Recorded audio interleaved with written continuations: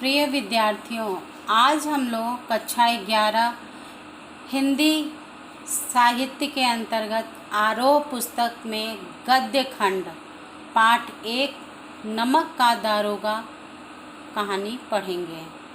इस कहानी के लेखक हैं मुंशी प्रेमचंद।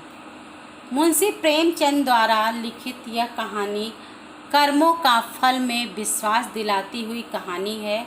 कहानी में मानव मूल्यों का आदर्श रूप दिखाया गया है और उसे सम्मानित भी किया गया है। सत्यनिष्ठा, धर्मनिष्ठा और कर्तव्यपरायणता को विश्व के दुर्लभ गुणों में बताया गया है।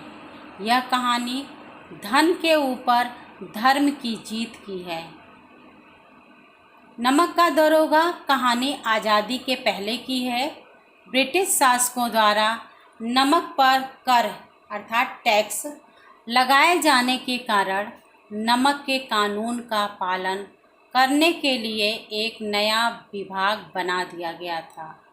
क्योंकि सरकारी प्रतिबंध लगाए जाने के बाद नमक का व्यापार चोरी छिपे बढ़ गया था। अनेक प्रकार के छल प्रपंचों, धोखाधड़ी का सूत्रपात यानी आरंभ हो गया और रिश्वत की मोटी कमाई से नमक विभाग के अधिकारियों की मौज हो गई। लोग नमक विभाग में नौकरी करने के लिए लालायित रहते थे। मुंशी बंशीधर अपने अनुभवी पिता से एक बहुत ही महत्वपूर्ण ज्ञान लेकर रोजगार की तलाश में निकले ताकि घर की बिगड़ती आर्थिक स्थिति को रास्ते पर लाया जा सके। बंशीधर के पिता ने उन्हें समझाया और सलाह दी कि बेटा, घर की दुर्दशा देख रहे हो, ऋण के बोझ से दबे हुए हैं। मैं कगारे का वृक्ष हो रहा हूँ, यानी मैं बूढ़ा हो रहा हूँ, न मालूम कब गिर पड़ूँ। अब तुम ही घर के मालिक मुख्तार हो, या सारा दारो मदार अब तुम्हारे ऊपर है। नौकरी के ओहदे अर्थात पद पर ध्यान मत देना, यह तो पीर की मजार के समान है। निगाह चढ़ावे और चादर पर रखनी चाहिए। उन्होंने बंशीधर से कहा कि ऐसा काम ढूंढना जहां ऊपरी आय हो। मासिक वेतन तो पूर्णमासी का चांद है जो घटते घटते लुप्त हो जाता है। ऊपरी आय बहता हुआ स्रोत है जिससे सदैव प्यास बुझती है। वेतन मनुष्य देता है, इसी से उसमें वृद्धि नहीं होती। ऊपरी आमदनी ईश्वर देता है, इसी से उसकी बरकत होती है। तुम स्वयं विद्वान हो, तुम्हें क्या समझाऊं। इसके बाद जब वह नौकरी के लिए गया तो सौभाग्य से बंशीधर की नौकरी नमक के दारोगा के पद पर लग गई। इस समाचार से उसके घर में खुशी छा गई। मुंशी बंशीधर को नौकरी पर आए लगभग 6 महीने बीत चुके थे।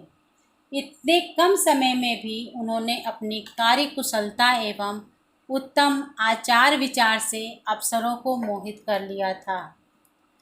नमक के दफ्तर से 1 मील दूर पूर्व की ओर यमुना नदी बहती थी। उसी के ऊपर एक पुल भी बना हुआ था। सर्दी के मौसम की एक रात में नमक की सुरक्षा के लिए तैनात सिपाही और चौकीदार नशे में मस्त थे। तभी पुल से गुजरती गाड़ियों की आवाज़ सुनकर दारोगा जी उठ गए।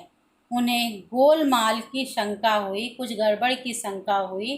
बाहर जाकर देखा तो गाड़ियों की लंबी कतारें पुल पार कर रही थी। गड़बड़ी की आशंका होने पर वे उन गाड़ियों की तलाशी लिए।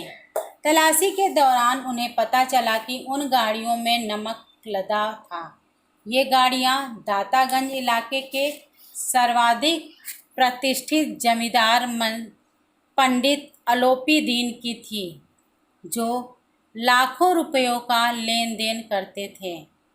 पंडित अलोपी दीन अपने सजीले रथ में ऊँधते हुए जा रहे थे।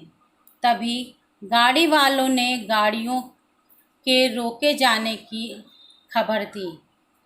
पंडित अलोपीदीन सारे संसार में लक्ष्मी जी को प्रमुख मानते थे। लक्ष्मी यानी धन, पैसा।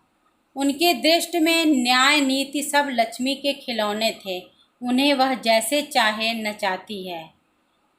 उसी धन के घमंड में लेटे ही लेटे बोले, चलो हम आते हैं। यह कहकर निश्चिंतता से पान खाकर वह लिहाफ फोड़ कर आए और बोले, बाबूजी आशीर्वाद।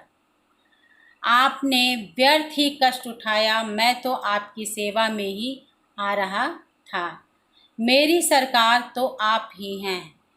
वंशीधर पर ईमानदारी का नशा था। उन्होंने कहा कि हम अपना ईमान नहीं बेचते और पंडित अलोपीदीन को गिरफ्तार करने का आदेश दिया। धन्यवाद। इसके आगे की कहानी दूसरे वीडियो में।